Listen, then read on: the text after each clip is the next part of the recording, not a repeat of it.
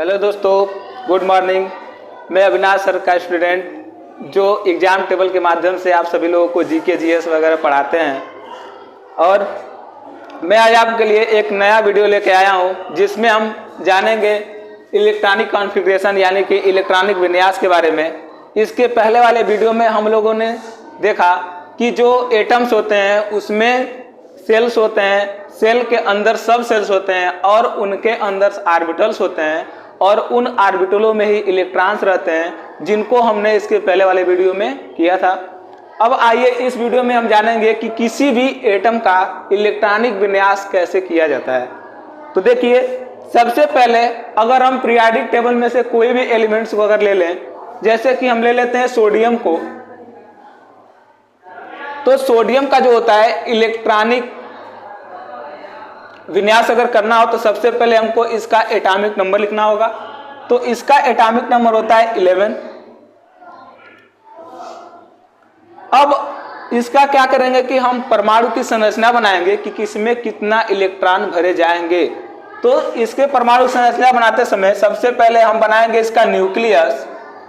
और आप सभी लोग को पता है कि न्यूक्लियस में हमेशा क्या होता है, प्लस चार्ज, जो इनमें न्यूट्रॉन और प्रोटॉन की उपस्थिति के कारण होता है।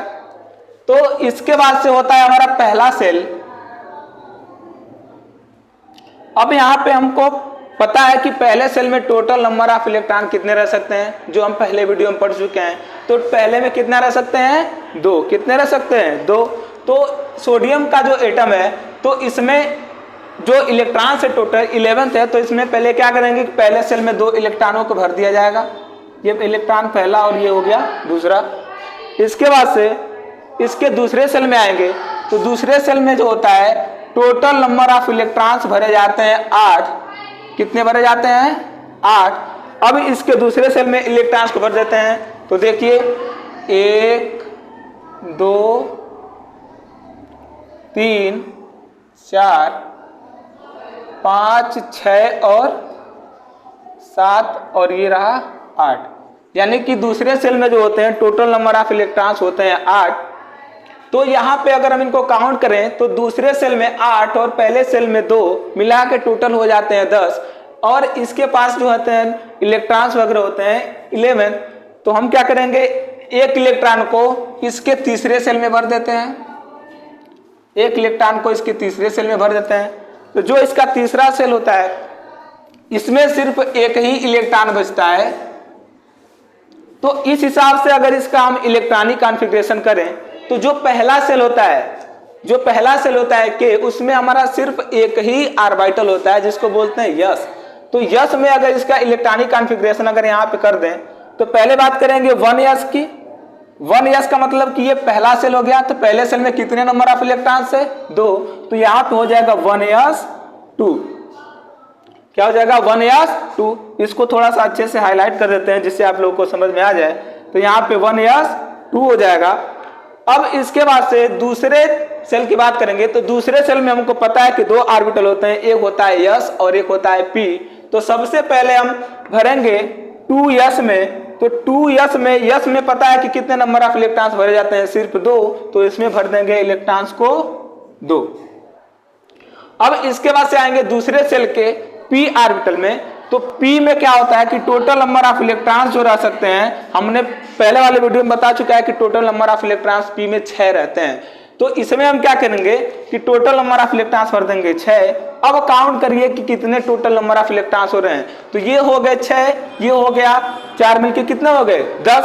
अब एक इलेक्ट्रॉन बचा। तो एक इलेक्ट्रॉन जो होता है इस तीसरे सेल में, हम pd बस 3 ही क्या होते हैं, ऑर्बिटल्स होते हैं। तो इसके तीसरे वाले के यस ऑर्बिटल में जो होता है 3s में, यानी कि सिर्फ कितने इलेक्ट्रॉन्स भरे जाएंगे, 1।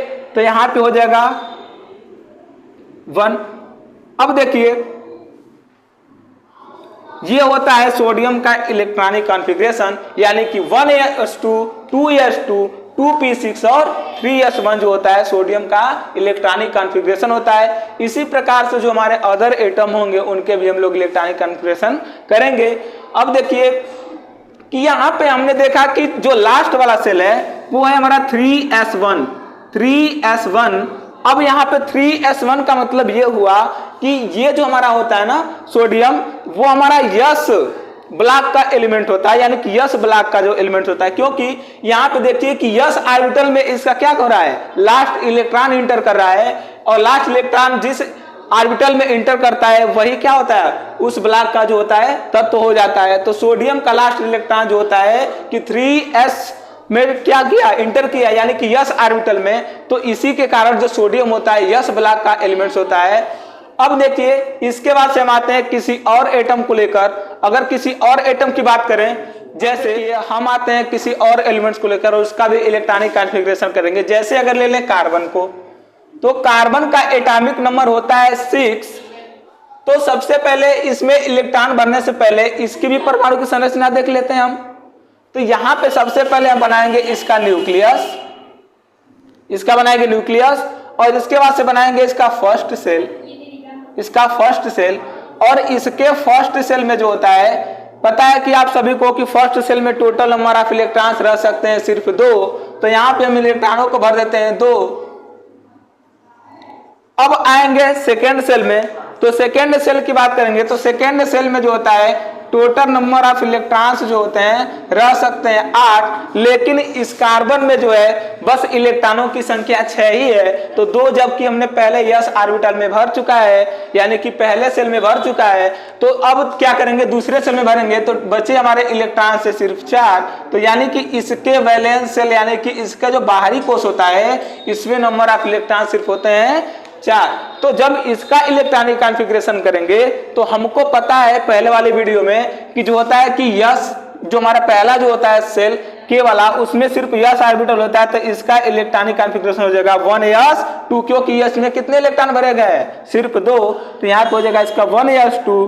अब आएंगे दूसरे सेल में, तो दूसरे सेल में जो होते हैं यस और पी 2 ऑर्बिटल होते हैं। अब इसमें सबसे पहले आएंगे इसके यस ऑर्बिटल में, तो यस ऑर्बिटल में भी कितने इलेक्ट्रॉन भर जाते हैं, 2। तो 2 है तो इसमें से 2 भर लेंगे। अब आएंगे दूसरे सेल में हमारे होते हैं 2 ऑर्बिटल्स, पहला होता है यस, दूसरा होता है पी।